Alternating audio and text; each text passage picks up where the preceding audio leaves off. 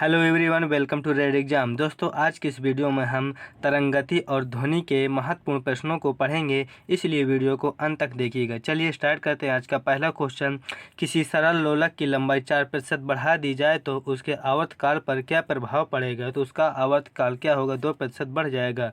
Next question, यदि कोई लड़की झूला झूलते हुए खड़ी हो जाए तो उसके आवर्तकाल पर क्या प्रभाव पड़ेगा? तो आवर्तकाल घट जाएगा, क्योंकि लड़की का द्रव्यमान केंद्र ऊपर हो जाएगा, जिससे रस्सी की प्रभावी लंबाई कम हो जाएगी। नेक्स्ट क्वेश्चन, हर्ट्ज किस राशि का मात्रक है? तो हर्ट्ज आवृत्ति का मात्रक है। किसका? आवृत्ति का मात्रक है।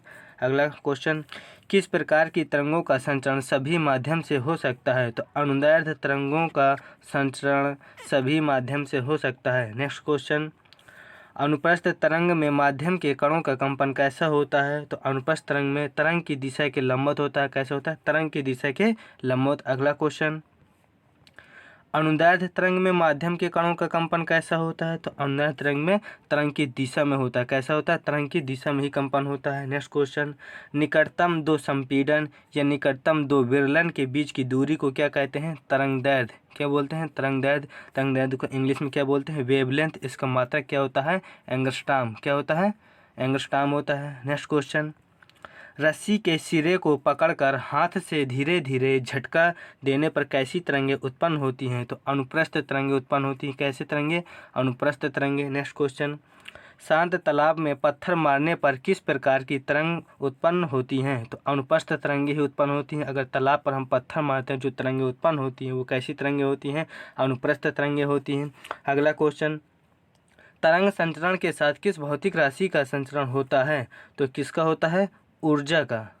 नेक्स्ट क्वेश्चन, सेकंड लोलक का आवर्तकाल कितना होता है? तो सेकंड लोलक का आवर्तकाल 2 सेकंड होता है। कितना होता है? 2 सेकंड। अगला क्वेश्चन, दो उत्तरोत्तर सुरंग व दो उत्तरोत्तर गर्त के बीच की दूरी को क्या कहते हैं? तरंगदैर्ध्य कहते हैं। क्या बोलते हैं? तरंगदैर्ध्य। अगला क्वेश्चन, वायु या गैस में संचारित ध्वनि तरंगों की प्रकृति कैसी होती है? तो कैसी होती है? अनुदैर्ध्य तरंग की प्रकृति होती है। अगला क्वेश्चन, ऐसी तरंगें जिनका ध्रुवीकरण नहीं हो सकता क्या कहलाती हैं? तो वो अनुदैर्ध्य तरंगें हैं जिनका ध्रुवीकरण नहीं हो सकता है। अगला क्वेश्चन, भूकंप के समय कौन सी तरंगें निकलती हैं? तो भूकंप के समय अपस्रव्य तरंगें निकलती हैं। अपस्रव्य यांत्रिक तरंगें। अगला क्वेश्चन, यांत्रिक तरंगों को ध्वनि तरंगें भी कहते हैं। क्यों? क्योंकि यांत्रिक तरंगों के साथ ही ध्वनि भी उत्पन्न होती है। क्या होती है? यांत्रिक तरंगों के साथ ही ध्वनि तरंगें भी उत्पन्न होती हैं। अगला क्वेश्चन, पराश्रव तरंगों के क्या उपयोग हैं?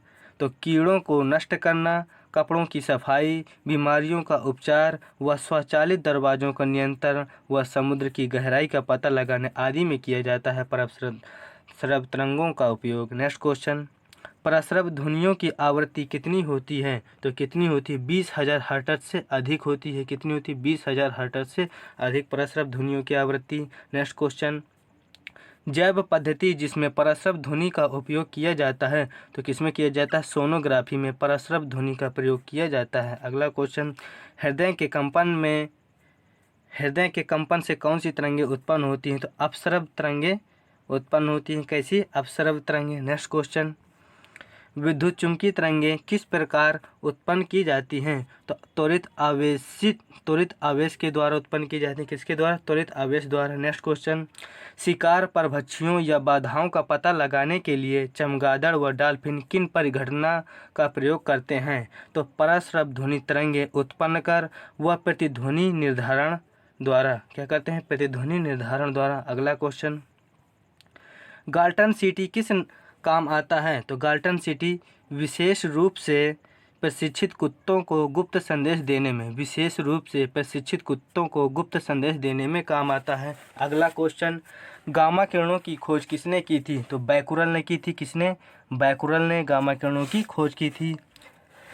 पराबैंगनी किरणों की खोज किसने की थी? तो रिटर ने किया हुआ था। किसने? रिटर ने। अगला क्वेश्चन, अवरक्त विकिरण की खोज किसने की थी? तो अवरक्त विकिरण की खोज हर्शेल ने की थी। हर्शेल नामक वैज्ञानिक थे जिन्होंने अवरक्त विकिरण की खोज की थी। अगला क्वेश्चन, लघु रेडियो तरंगों की खोज किसने की थी? तो हेनरिक हर्ट्ज ने की थी। क्या की थी? किसने की थी? हेनरिक हर्ट्ज ने। अगला क्वेश्चन, दीर्घ रेडियो तरंगों की खोज किसने की थी? तो मार्कोनी ने किया हुआ था। दीर्घ रेडियो तरंगों की खोज मार्कोनी ने किया था। अगला क्वेश्चन, जीवाणु के निराकरण के लिए किस विकिरण का प्रयोग किया जाता है? तो परावैंगनी विकिरण का प्रयोग किया जाता है जीवाणु के निराकरण के लिए। अगला क्वेश्चन, अंधेरे अथवा कोहरे में लक्ष्य ढूंढने हेतु किन तरंगों का प्रयोग करते हैं? तो अवरक्त तरंगों का प्रयोग करते हैं अंधेरे अथवा कोहरे में लक्ष्य ढूंढने के लिए। अगला क्वेश्चन, सीटी स्कैन करने के लिए किन तरंगों का उपयोग किया जाता है? तो एक्स किरणों का उपयोग किया जाता है। किनका? एक्स किरणों का उपयोग किया जाता है। अगला क्वेश्चन, एमआरआई मशीन में किस तरंग का प्रयोग किया जाता है? तो चुंबकीय तरंग का प्रयोग किया जाता है। एमआरआई का फुल फॉर्म होता है मैग्नेटिक रेजोनेंस इमेजिंग। क्या होता है? Magnetic resonance imaging. अगला क्वेश्चन, श्रव्य ध्वनि तरंगों की आवृत्ति का परास कितना होता है? तो 20 हर्ट्ज से 20 किलो हर्ट्ज, अर्थात 20 हर्ट्ज से 20,000 हर्ट्ज तक। अगला क्वेश्चन, रेडियो तरंग की चाल व प्रकाश तरंग की चाल का क्या अनुपात होता है? तो 1:1 होता है, क्योंकि दोनों की चाल बराबर होती है। क्या होती है? दोनों की चाल बराबर होती है। अगला क्वेश्चन, सोते हुए व्यक्ति को जगाने हेतु किस तीव्रता की ध्वनि पर्याप्त होती है? तो 50 डेसिबल की ध्वनि पर्याप्त होती है। अगला क्वेश्चन, ध्वनि के किस गुण के कारण हम अपने मित्रों की आवाज़ सुनकर पहचान जाते हैं? तो किस गुण के कारण? गुणता के कारण। इसे इंग्लिश में क्वालिटी बोलते हैं। अगला क्वेश्चन, समान तीव्रता तथा तारतम्य की ध्वनियों में अंतर कहलाता है। तो क्या कहलाता है? गुणता कहलाता है। समान तीव्रता तथा तारतम्य की ध्वनियों में अंतर को क्या कहते हैं? गुणता कहते हैं। अगला क्वेश्चन, ध्वनि तरंगों का विवर्तन क्या होता है? तो ध्वनि का अवरोध के किनारों से मुड़कर आगे बढ़ना, ये क्या कहलाता है? विवर्तन कहलाता है। अगला क्वेश्चन, संगीत कार्यक्रमों के लिए हॉल की दीवारें कैसी होनी चाहिए? तो कैसी होनी चाहिए? जो ध्वनि का अवशोषण कर सके ताकि प्रतिध्वनि से बचा जा सके, तो ऐसी होनी चाहिए दीवारें। अगला क्वेश्चन, स्पष्ट प्रतिध्वनि सुनने के लिए ध्वनि का परावर्तन करने वाली सतह तथा श्रोता के बीच न्यूनतम कितनी दूरी होनी चाहिए? कि न्यूनतम कितनी दूरी होनी चाहिए? तो 17.5 मीटर होनी चाहिए। न्यूनतम कितनी दूरी होनी चाहिए? 17.5 मीटर। अगला क्वेश्चन, यदि मैक संख्या का मान 1 हो तो माध्यम में गतिमान वस्तु की गति को क्या कहा जाता है? तो ध्वनिक कहा जाता है। माध्यम में वस्तु की चाल व ध्वनि की चाल समान होगी, इसीलिए ध्वनिक कहा जाता है। अगला क्वेश्चन, पराध्वनिक विमान जो प्रघाती तरंगें पैदा करते हैं उनको क्या कहते हैं? तो उनको ध्वनिक बूम कहते हैं। क्या बोलते हैं? ध्वनिक बूम। अगला क्वेश्चन, ध्वनि का तारतम्य किस पर निर्भर करता है? तो ध्वनि का तारतम्य आवृत्ति पर निर्भर करता है। आवृत्ति का मात्रक क्या होता है? हर्ट्ज होता है। अगला क्वेश्चन, स्टेथोस्कोप किस सिद्धांत पर कार्य करता है? तो ध्वनि के परावर्तन सिद्धांत पर स्टेथोस्कोप कार्य करता है। अगला क्वेश्चन, मैक संख्या का प्रयोग कहाँ करते हैं? तो मैक संख्या का प्रयोग किसी वस्तु की गति व उसी माध्यम में ध्वनि की गति का अनुपात ज्ञात करने में करते हैं। अगला क्वेश्चन, एक ओर से बंद तथा दूसरी ओर से खाली पाइप में कैसे विस्पंद प्राप्त होते हैं? तो सभी विषम विस्पंद प्राप्त होते हैं। कैसे होते हैं? विषम विस्पंद होते हैं। अगला क्वेश्चन, जब कंपन करते हुए स्वरित्र द्विभुज को मेज पर रखा जाता है तो एक तेज ध्वनि सुनाई देती है, यह किस कारण होती है? तो यह अवमंदित कंपन के कारण होती है। किसके कारण? अवमंदित कंपन के कारण। अगला क्वेश्चन, हवा में ध्वनि का वेग कितना होता है? तो हवा में ध्वनि का वेग 332 मीटर प्रति सेकंड होता है। और प्रकाश की चाल निर्वात में कितनी होती है?